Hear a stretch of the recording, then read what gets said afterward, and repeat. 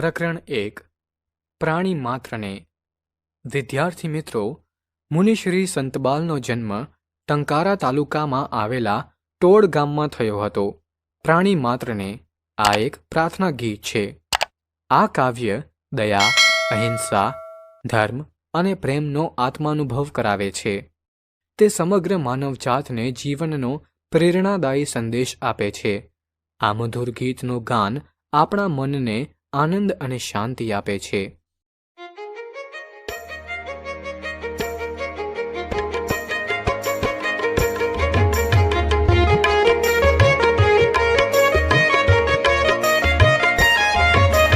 પ્રાણી માત્રને રક્ષણ આપ્યું, માન્યા પોતા સમ સહુને. પૂર્ણ અહિંસા આચરનારા નમન તપસ્વી મહાવીરને. જનસેવાના પાઠ ભણાવ્યા, મધ્યમ માર્ગ બતાવીને. સંન્યાસીનો ધર્મ ઉજાડ્યો, વંદન કરીએ બુદ્ધ તને.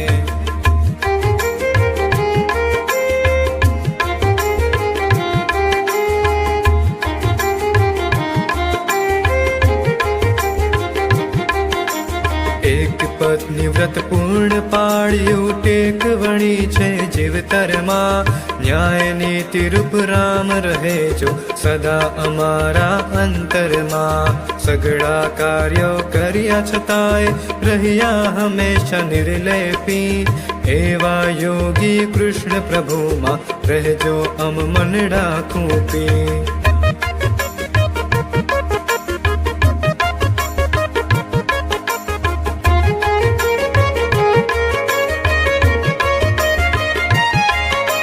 પ્રેમ રૂપ પ્રભુ પુત્ર ઈસુ જે ક્ષમા સિંધુને વંદન હો. રહમને કિના પરમ પ્રચારક હજરત મહમદ તીલે રહો.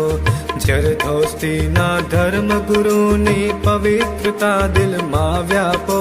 સર્વ ધર્મ સંસ્થાપક સ્મરણો, વિશ્વ શાંતિમાં ખપ લાગો. સારાંશ.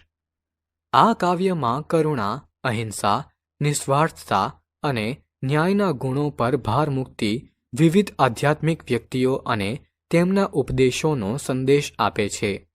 મહાવીરને તેમના સંપૂર્ણ અહિંસાના અભ્યાસ માટે, બુદ્ધને તેમના નિસ્વાર્થ સેવાના ઉપદેશો માટે, કૃષ્ણને તેમના પ્રેમના મૂર્ત સ્વરૂપ માટે, ઈસુને તેમની ક્ષમા માટે, મુહમ્મદને તેમના દયાના પ્રચાર માટે અને જરથુસ્તને તેમની શ્રદ્ધાની શુદ્ધતા માટે શ્રદ્ધાંજલિ આપે છે. આ કાવ્યનો મુખ્ય સંદેશ એ છે કે સચોટતાથી સર્વધર્મના સંસ્થાપકોને વંદન તો કર્યા છે, પરંતુ આ સર્વધર્મ સંસ્થાપકના સ્મરણો એક દેશ અને બીજા દેશ વચ્ચે શાંતિ સ્થાપવા માટે જ નહીં, વિશ્વની માનવજાત માટે શાંતિનો શુભ સંદેશ આપવાની વિશિષ્ટ ક્ષમતા ધરાવે છે. આજના અશાંત જગતને શાંતિનો શુભ સંદેશ આપવાની તાકાત આ કાવ્યમાં છે.